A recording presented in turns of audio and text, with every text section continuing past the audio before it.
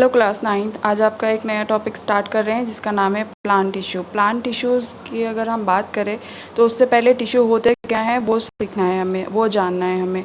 Tissues group of sales होते हैं जो सिमिलर काइंड ऑफ सेल्स से बने हुए होते हैं और उनका फंक्शन भी एक जैसा ही होता है। जितने भी सेल्स हैं हमारे बॉडी का, आपको पता है फंडामेंटल यूनिट ऑफ लाइफ में आपने पढ़ा, cell is the basic structure of life. तो एक एक सेल जुड़ जुड़ के टिश्यूज़ बनाते हैं। बिल्डिंग्स जब खड़ी करते हैं, एक एक ईंट जोड़ के दीवार खड़ी होती है, उसी तरीके से एक एक सेल जुड़ के हमारी टिश्यू खड़ी होती है। और टिश्यू जब बनती है तब हमारा एक ऑर्गन बनता है जो कि similar kind of function perform करता है। और फिर जब ऑर्गन्स बहुत सारे जुड़ते हैं तो एक ऑर्गन सिस्टम बनाते हैं और फिर बहुत सारे ऑर्गन सिस्टम्स को मिला के एक ऑर्गेनिज्म तैयार होती है।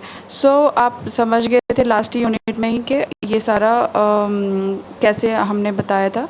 सेल से टिश्यू, टिश्यू से ऑर्गन्स, ऑर्गन से ऑर्गन सिस्टम एंड देन एक पूरा का पूरा ऑर्गेनिज्म बन के कैसे तैयार होता है। सो आप होप यू अंडरस्टैंड टिश्यू क्या होते हैं। Tissues are the group of cells performing the similar function and having the same structure. For example अगर हम अपना डाइजेस्टिव सिस्टम की बात करें तो उसके अंदर बहुत सारे ऑर्गन्स मिल के बनते हैं। जैसे हमारा फूड पाइप होता है, फिर हमारा स्टमक होता है, फिर हमारी लार्ज इंटेस्टीन होती है, स्मॉल इंटेस्टीन होती है। सो इंटेस्टीन के जो सेल्स होंगे, टिश्यूज़ होंगे, एक जैसे होंगे। हमारे स्टमक की टिश्यू एक जैसी होगी क्योंकि उनको एक जैसे फंक्शंस परफॉर्म करने। हमारी इसोफेगस की टिश्यू एक जैसी होगी। वो सारे टिश्यूज़ मिला के अलग अलग ऑर्गन्स बनाया और सारे ऑर्गन्स ने मिला के क्या बनाया, एक ऑर्गन सिस्टम। लेकिन ऐसा नहीं हो सकता कि डाइजेस्टिव सिस्टम का कार्य जो है, हमारा काम जो है हमारा सर्कुलेटरी सिस्टम कर दे, क्योंकि उसका काम क्या है, ब्लड का सर्कुलेशन करना, जो कि हार्ट करेगी, हमारे आर्टरीज एंड वेन्स करेंगे। और इसीलिए उसके जो टिश्यूज़ हैं अलग हैं, हमारे रेस्पिरेटरी सिस्टम के टिश्यूज़ अलग है, हमारे जो स्केलेटल सिस्टम है, जो हमारी हड्डियां हैं, उनके टिश्यूज़ अलग चीज़ों से बन के बनी होती है। क्यों? क्योंकि उन ऑर्गन्स को जो है डिफरेंट फंक्शंस परफॉर्म करना होता है। तो अब आपको समझ में आया होगा कि टिश्यूज़ कैसे वर्क करते हैं। So the tissues the group of cell that are similar in structure and work together to achieve a particular function. These tissues are dead. इन जो हमारे प्लांट की बात करते हैं तो मोस्टली टिश्यूज़ डेड होते हैं जब टिश्यू परमानेंट बन जाते हैं ना। देखो प्लांट की अगर हम बात करें ना तो सारी टिश्यूज़ जो होती है पहले मेरिस्टेमेटिक होती है एंड देन वो परमानेंट बनती जाती है धीरे धीरे जब वो पूरा मैच्योर हो जाती है। तो मेरिस्टेमेटिक टिश्यू का मतलब ही होता है कि वो ग्रोइंग टिश्यू है, लिविंग टिश्यू है, डिवाइड कर सकती है, अपने आप को एक से ज़्यादा बना सकती है। तो उसका काम क्या होता है, प्लांट की ग्रोथ में मदद करना, उसकी गिर्द को बढ़ाने में मदद करना। सो मेरिस्टेमेटिक टिश्यू का वो सारा काम है। मेरिस्टेमेटिक टिश्यू हम आगे फर्दर पढ़ेंगे। और जब ये मेरिस्टेमेटिक टिश्यू मैच्योर हो जाते हैं तो ये परमानेंट टिश्यूज़ बनाते हैं। तो permanent tissues are the derive form of meristematic tissues. Permanent tissues इसीलिए वो हार्ड हो जाते हैं, डेड हो जाते हैं, क्योंकि इनका फंक्शन जो हो जाता है, क्या हो जाता है, फिक्स हो जाता है। वो उनको हमेशा बॉडी में, प्लांट बॉडी में चाहिए होता है। So the permanent tissues are hard and dead tissues. Plant tissues are of two types, meristematic and permanent, बता दिया। अब मेरिस्टेमेटिक टिश्यूज़ की हम बात करते हैं। Meristematic tissues are the simplest living tissues having thin cell wall, compactly arranged in immature cells which are capable of dividing and forming the new cells। ठीक है, मेरिस्टेमेटिक टिश्यू का मतलब ही है कि वो अपने आप को डिवाइड करेगा और अपने एक से ज़्यादा टिश्यूज़ बनाएगा। सो फीचर्स क्या होते हैं, थिन होती है प्राइमरी सेल वॉल क्योंकि वो सेलुलोज की बनी होती है, इंटरसेलुलर स्पेस एब्सेंट होता है इसमें, तो इसीलिए ये जो होती है कॉम्पैक्टली अरेंज होती हैं, कॉम्पैक्ट टिश्यूज़ होती हैं। Generally vacuoles are absent, dense cytoplasm and prominent nuclei are present। जो मेरिस्टेमेटिक टिश्यूज़ होती हैं उसमें वैक्यूल एब्सेंट होता है, जनरली कुछ कुछ में प्रेजेंट भी होता है। डेंस साइटोप्लाज्म होता है इनका और न्यूक्लियाई बहुत ज़्यादा प्रोमिनेंट होती है इसमें। लार्ज नंबर ऑफ न्यूक्लियस इसीलिए होता है क्योंकि उसको सेल डिवीजन करना है। Large number of cell organelles are present. Active metabolic state, stored food in is absent. So इसके अंदर स्टोर्ड फूड नहीं रहता। स्टोर्ड फूड स्टोरेज का काम परमानेंट टिश्यूज़ का है, फ्लोएम का। Actively dividing cells are present in growing region of plant like shoot and root. Root and shoot जो है प्लांट की ग्रोइंग रीजन से, तो वहाँ पे बहुत सारे हमारी मेरिस्टेमेटिक टिश्यूज़ पाई जाती हैं। क्लासिफिकेशन, एक प्राइमरी मेरिस्टेम होता है जिसको हम प्रो मेरिस्टेम कहते हैं, ठीक है। derived directly from the meristem of the embryo, they consist of cell derived from the primary meristem, they are at the primary growth of the plant. So primary meristem का function हमने जान लिया। अब secondary meristem की बात करते हैं, secondary meristematic tissue की बात करते हैं। Secondary meristematic tissue formed by permanent tissue, these are having cell derived by the primary permanent tissue, they usually at the diameter of the plant। जो सेकेंडरी मेरिस्टेमेटिक टिश्यू होती है वो ज़्यादातर कौन सा काम करती है, हमारी गिर्थ को बढ़ाने में। और प्राइमरी मेरिस्टेमेटिक टिश्यू का काम क्या होता है, हमारी प्लांट की हाइट को बढ़ाने में, चाहे वो रूट की हो या शूट की हो। सो अब हम आते हैं मेरिस्टेमेटिक टिश्यू के तीनों टाइप्स जानते हैं कि एपेक्स पे कौन से होते हैं, यानी कि शूट और रूट पे, और हमारी जो लेटरल वॉल है यानी कि लेटरल मेरिस्टेम कैसी होती है। सो ये एक प्लांट है जिसका रूट एंड शूट आपको दिखाया गया। सबसे ऊपर आपको एपाइकल मेरिस्टेम मिलेगा और नीचे भी एपाइकल मेरिस्टेम मिलेगा। जो दो ब्रांचेस के बीच में, जिसको इंटरकैलरी स्पेस कहते हैं, दो नोड्स के बीच का जो स्पेस होता है उसको इंटरकैलरी स्पेस कहते हैं। वहाँ पे जो मेरिस्टेमेटिक टिश्यू मिलेगा उसका नाम है इंटरकैलरी मेरिस्टेमेटिक टिश्यू। और जो प्लांट के गिर्थ पे आपको मिलेगा, lateral border of the plant पे मिलेगा, उसका नाम है lateral meristematic tissue. So word अपने आप को डिफाइन कर रहा है, एपेक्स पे मिलने वाला अपाइकल मेरिस्टेम, इंटरकैलरी स्पेस के बीच में मिलने वाला इंटरकैलरी मेरिस्टेम, एंड गिर्थ पे मिलने वाला, लेटरल साइड पे मिलने वाला lateral meristem. So apical meristem is present in the growing root and shoot. The cell division in this tissue lead to the elongation of the root and shoot involved in the primary growth of the plant. Intercalary meristem present behind the apex. It is the part of the apical meristem which is left behind during the growth period. तो जो हमारी intercalary meristem है, once ये apical meristem थी, फिर जब plant बढ़ गया, अब दो ब्रांचेस अलग अलग निकल गए, तब वो क्या बन गया, अब वो इंटरकैलरी मेरिस्टेम बन गया। अब उसके ऊपर एपेक्स पहुंच गई, फिर वहाँ से जो प्लांट है वो ऊपर की तरफ बढ़ेगा। तो जो हमारी इंटरकैलरी मेरिस्टेम है, कभी वो एपाइकल मेरिस्टेम हुआ करती है। These leads to the increase in the height. Lateral meristem की बात करें तो it is the secondary meristem is occur along the sides of the longitudinal axis of the plant. जो हमारी लॉन्गिट्यूडनल एक्सेस या लेटरल बॉर्डर कहते हैं plant के, वहाँ पे ये पाए जाते हैं। It gives rise to the vascular tissue, इसी से हमारी वेस्कुलर टिश्यूज़ निकलती हैं। जो हमारी गिर्थ को के लिए रिस्पॉन्सिबल होता है स्टेम या रूट की, वो होती है हमारी कौन, lateral meristem. They are responsible for the secondary growth. अब परमानेंट टिश्यू की बात करें तो फर्दर परमानेंट टिश्यू भी सिंपल परमानेंट होती है और कॉम्प्लेक्स परमानेंट होती है। सो आइए हम बात करते हैं। The permanent tissue are composed of दो cells which have lost their capability to divide. बताए ना, मेरिस्टेमेटिक एंड परमानेंट में दो ही बेसिक डिफरेंस है। Meristematic always divides and permanent tissue lost their ability to divide. They have definite shape and size, क्योंकि अब divide नहीं हो रहा, मैच्योर हो चुका है, तो इसकी शेप एंड साइज जो होती है डिफाइन हो जाती है। परमानेंट टिश्यू में भी डेड और लिविंग, और ये डेड भी हो सकते हैं और लिविंग भी हो सकते हैं। जो अभी तक फुली मैच्योर नहीं होते हैं वो लिविंग होते हैं, और वो जब बिल्कुल मैच्योर हो जाते हैं तो वो डेड हो जाते हैं। The dividing and the differentiation of the cell of the meristematic tissue give rise to the permanent tissue. तो समझ में आ गया, जब मेरिस्टेमेटिक टिश्यू मैच्योर परमानेंट बन जाती है तो वो परमानेंट टिश्यू बनाती है। In cell differentiation developing tissue and organ change from simple more complex form to become specialised for specific function. So जो मेरिस्टेमेटिक टिश्यू होती है वो डिफरेंशिएशन से अपने आप को चेंज कर लेती है सिंपल से कॉम्प्लेक्स फॉर्म में, ताकि वो स्पेशलाइज्ड एंड स्पेसिफिक फंक्शंस को परफॉर्म कर सकते हैं। लाइक फूड स्टोरेज हो गया, फूड ट्रांसपोर्ट हो गया, वाटर ट्रांसपोर्ट हो गया, मिनरल ट्रांसपोर्ट हो गया, लेटेक्स का कलेक्शन हो गया, या हमारे हार्मोन का ट्रांसपोर्ट हो गया, अमाइनो एसिड्स का ट्रांसफर हो गया। ये सब कौन करेंगे, परमानेंट टिश्यूज़ का काम होता है। So they specialized and developed themselves into some permanent tissue. So अभी बताया ये दो तरीके के होते हैं, simple permanent tissue and complex permanent tissue. Simple permanent tissue की अगर हम बात करें तो वो सेम टाइप ऑफ सेल से बनी होती है, जो सिमिलर स्ट्रक्चरली और फंक्शनली दोनों सिमिलर होते हैं। इनके जो है दो टाइप होते हैं सिंपल परमानेंट टिश्यू की। एक होती है प्रोटेक्टिव टिश्यू, दूसरी होती है सपोर्टिव टिश्यू। प्रोटेक्टिव टिश्यू के अंदर आते हैं एपिडर्मिस एंड कॉक सेल, और सपोर्टिव टिश्यू के अंदर आते हैं पैरेन्काइमा, कोलेनकाइमा एंड स्क्लेरेन्काइमा। तो एक एक करके आप दोनों के बारे में जानते हैं। सबसे पहले प्रोटेक्टिव टिश्यू एपिडर्मिस की हम जहाँ तक बात करें, एपिडर्मिस आपको सबको मालूम है आउटर कवरिंग को बोलते हैं। प्लांट हो या एनिमल हो, दोनों की जो आउटर कवरिंग होती है हमारी बॉडी की, वो एपिडर्मिस होती है। सेम प्लांट के अंदर भी जो आउटर कवरिंग होती है वो एपिडर्मिस होती है, चाहे वो स्टेम हो, रूट हो या लीव्स हो।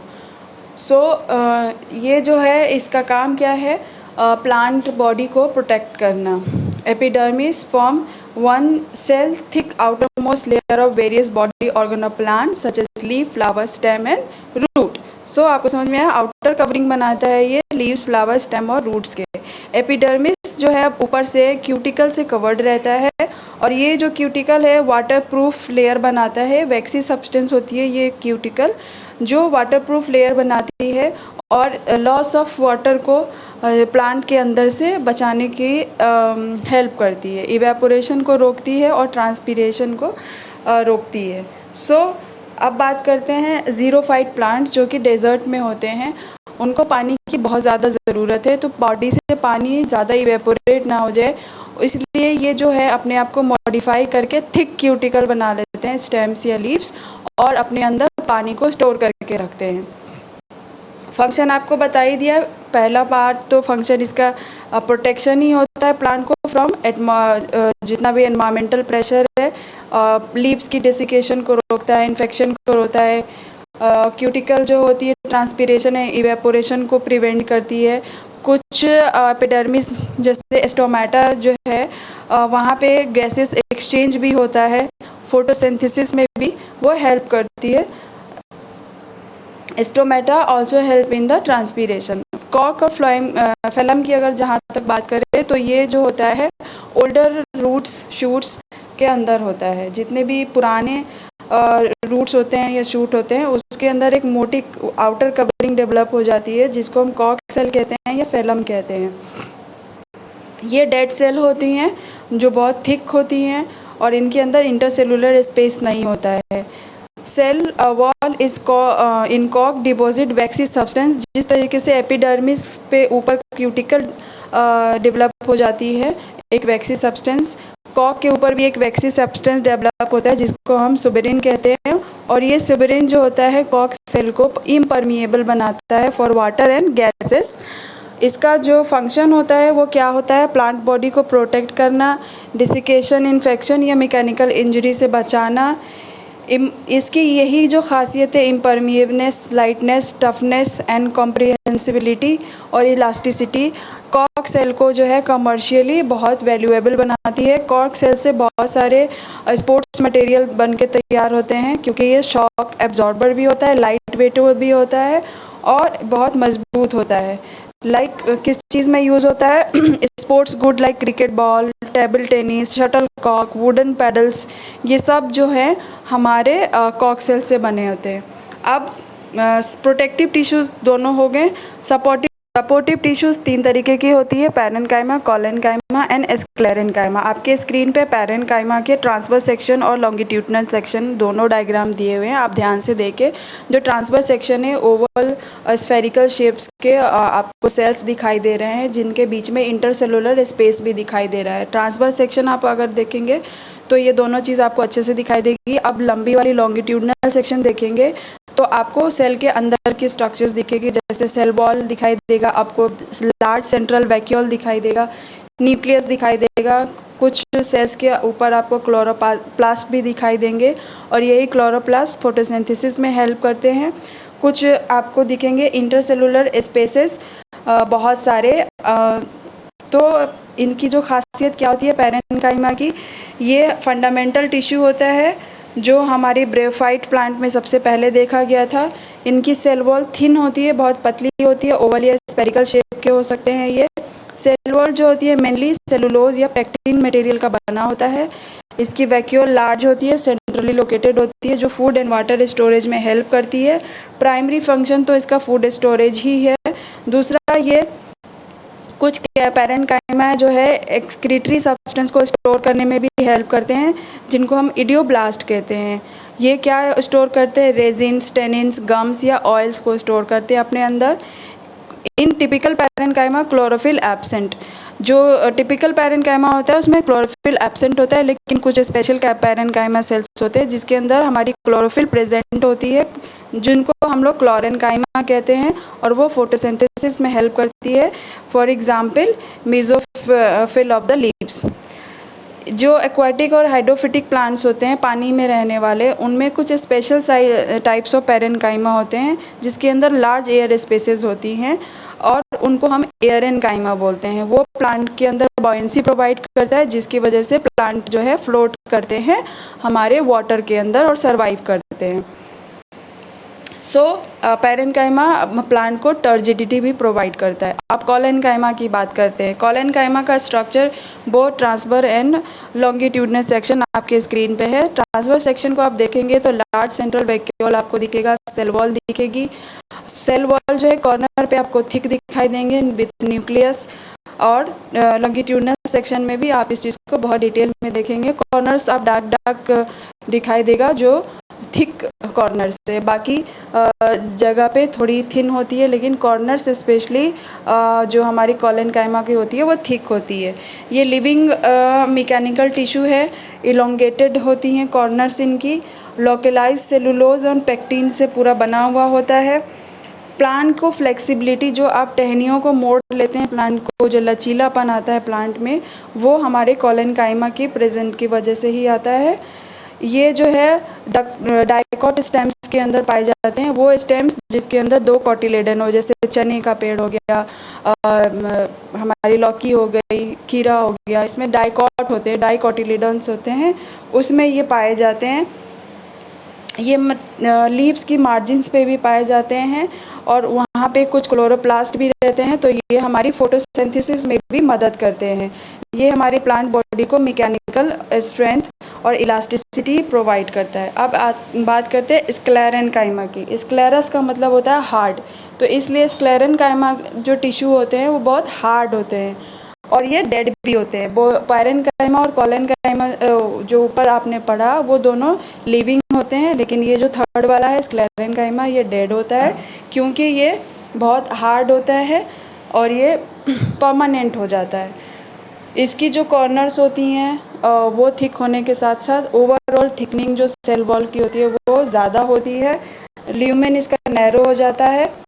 लिग्निफाइड थिक वॉल, इसकी जो वॉल देखेंगे आप, ओवरऑल थिक हो जाती है। Composed of extremely thick wall with the little और नो प्रोटोप्लाज्म। इसके अंदर या तो प्रोटोप्लाज्म बहुत कम दिखाई देगा या बिल्कुल भी नहीं दिखाएगा। सेल्स डेड होते हैं, और इसके ऊपर लिग्निन जो होती है उसकी डिपोजिशन होती है, जो इसको वाटरप्रूफ बनाता है। इंटरसेलुलर स्पेसेस इसमें एब्सेंट होती है, बहुत ही कॉम्पैक्टली पैक्ड रहते हैं सेल्स ऑफ स्क्लेरेन्काइमा जो होते हैं 2 तरीके के होते हैं, स्क्लेराइड्स एंड फाइबर्स। आइए इसके एग्जाम्पल जान लेते हैं। स्क्लेराइड्स क्या होते हैं? Are called the grit cell और the stone cell. These are small cell where the lumen is so small due to the higher thickening of the cell wall। इसके अंदर जो होती है ल्यूमेन इतनी छोटी होती है क्योंकि उसका जो सेल वॉल होता है वो बहुत मोटा हो जाता है। जैसे कि ड्रम फ्रूट्स हैं, मैंगो, कोकोनट, वॉलनट, इन सब की जो आप देखते हैं आउटर कवरिंग बहुत हार्ड होती है, और ल्यूमेन जो होता है बहुत छोटा सा होता है। फाइबर्स की जहाँ तक हम बात करते हैं वो बहुत लॉन्ग होते हैं, नैरो होते हैं, थिक होते हैं, और लिग्निफाइड सेल्स होते हैं, और they are generally 1 to 3 millimeter long. In thick wall of both fibres sclereids are present.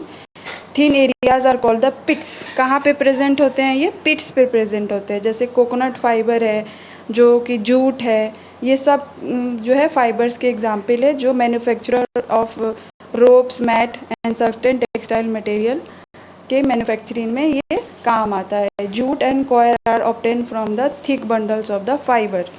अब बात करते हैं difference between parenchyma, collenchyma and sclerenchyma. Cell shape की जहाँ तक बात करें तो पैरेन्काइमा इडियोमेट्रिक होती है, सेम डायमीटर होते हैं, ऑलमोस्ट स्फेरिकल ओवल हो सकती है या पॉलीगोनल हो सकती है। कॉलेनकाइमा जो होती है सर्कुलर, ओवल और पॉलीहेड्रल हो सकती है। स्क्लेरेनकाइमा जो है वेरिएबल शेप्स की होती हैं due to fibres and sclereids, अलग अलग फाइबर्स लंबे लंबे होते हैं, स्क्लेराइड्स हमारे छोटे होते हैं।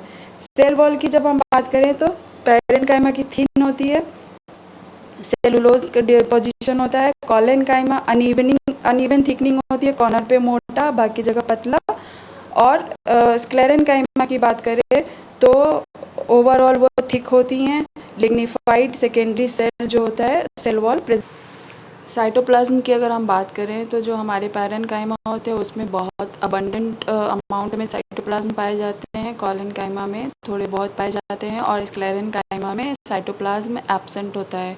न्यूक्लियस पैरेन्काइमा में प्रेजेंट होता है और लिविंग होता है, कॉलेनकाइमा में प्रेजेंट होता है, लिविंग होता है और स्क्लेरेनकाइमा में डेड होता है।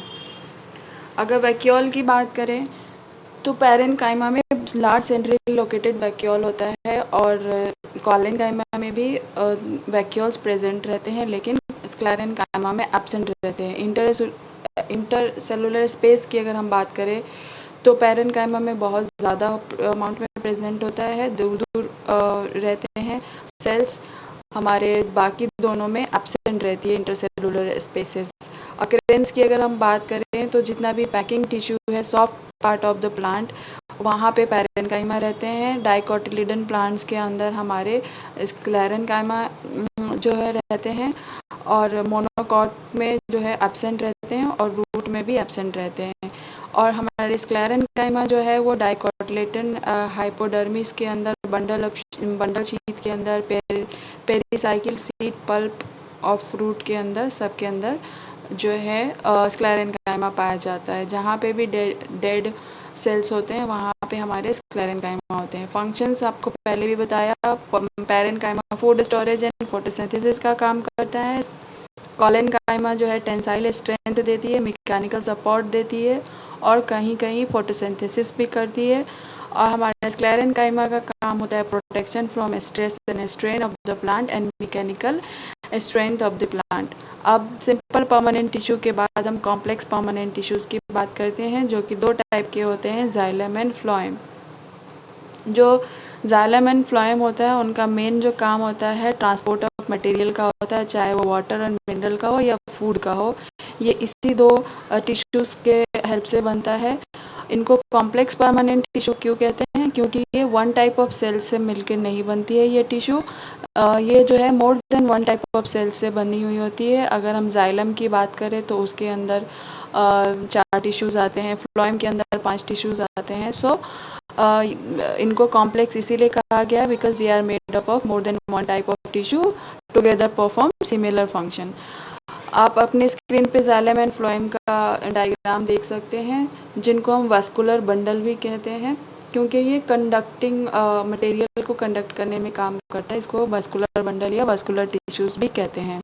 जाइलम आप देख रहे होंगे, इनके 2 सेल्स के बीच में जो है कोई बॉर्डर या कोई ऐसा एंड प्लेट नहीं मिलेगा, बिल्कुल ट्यूब लाइक स्ट्रक्चर आपको दिखाई देगा जहाँ पे मिनरल एंड वाटर का फ्लो नीचे से ऊपर के डायरेक्शन में आपको दिखाई दे रहा है, वन वे डायरेक्शन।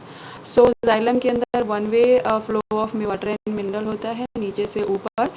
इनके बीच में कोई एंड प्लेट नहीं होती है, 2 सेल के बीच में थिक वॉल्स होती है स्टिफ्ड विद लाइटिंग। सो अगर फ्लोएम की बात करें तो आपको दिख रहा होगा कि 2 वे डायरेक्शनल मोमेंट दिखा रहा होगा। नीचे भी फूड लेके ये नीचे भी जाते हैं शुगर को और ऊपर भी लेके जाते हैं प्लांट में, जहाँ भी खाने की ज़रूरत है फ्लोएम लेके जाएगा, वाटर हो या फूड हो।